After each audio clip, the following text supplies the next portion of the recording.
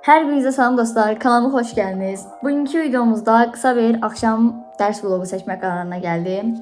Bilirsiniz ki, 10-cu sinif olmuşam artıq, hazırlıqlarım da başımdan aşırday. Tapşırıqlar da falan çoxdur. Həmçinin 3-cü qrupa verdiyim üçün tarix, ədəbiyyat, Azərbaycan dili bunlara çox vaxt ayırmalıyam. Bugün də bütün axşamı bunları oxumağa sərf edəcəm. Çox hissəsi oxumaq da olsa, sadəcə bir ikisi var, onlar da test işləməkdir, tarixdən falan. Yəni qalan böyük hissəsi oxumaqdır. Yəni istəyirəm bu müddəti sizinlə bölüşüm. Niyə çoxdan da video da ata bilmirdim. Heç vaxtım olmurdu düzgün. Heç yəni. Gedib gəlmək, yemək falan. Hətta bir ara məktəbdən bu həkim kağızı kimi bir şey çıxartdılar. Ona görə heç vaxtım olmadı. Belə indi dostlar. Birinci başlayacağım Azərbaycan dilindən. Azərbaycanda bir iki mətn var, ondan işləməliyəm. Sonra keçəcəm tarixə. Tarixdən oxumaq var arasında şey. Adı nə idi onun özünü? Rəvadilər, şəddadilər. Şivan şahlar. Bunlar oxumaq. Bir də konspekt. Mən konspekt çıxarda bilməsəm tarixi ümumiyyətlə oxuya bilməm. Çox çətindir. Nə var yaxda seçmişəm, amma tarix sevirəm. Bilənlər bilir. Ədəbiyyatdan da elə qayda falan yazmaq var. Ədəbiyyatdan Koroğlu mövzusundayım. Koroğlu mövzusu məncə asan mövzu. Burası imtihana çox düşüyor deyirlər. Bunda kəsək.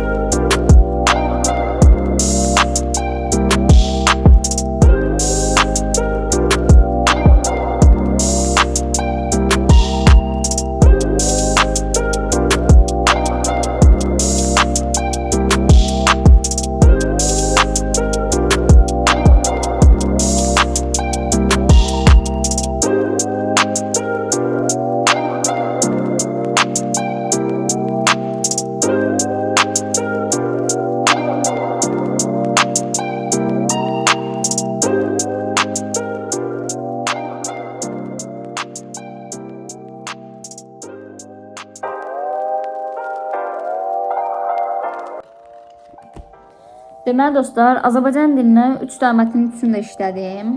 Bu bitdi. İndi biz keçməliyik tarixə. Tarixdən deməli 1-2 dənə mövzu var, onları oxuyub konspekt çıxarmalıyam. Çünki həqiqətən konspekt mənə çox lazım olur. Yəni necə deyim, konspekt elə bir yazmasam, mənə biraz çətin gəlir belə mövzunu falan qavramı. Düzdür, indi müəllim başa salır özü. Sadəcə belə nəsə əsas məlumatları falan çıxarıb qıraqda yazıram. Nəsə bir testdən falan başa düşməyəndə ora baxaram, tez bazar elə işarə eləmək üçün mənə bir pil olur, yəni belə deyək. Onda indi isə tarixə keçək.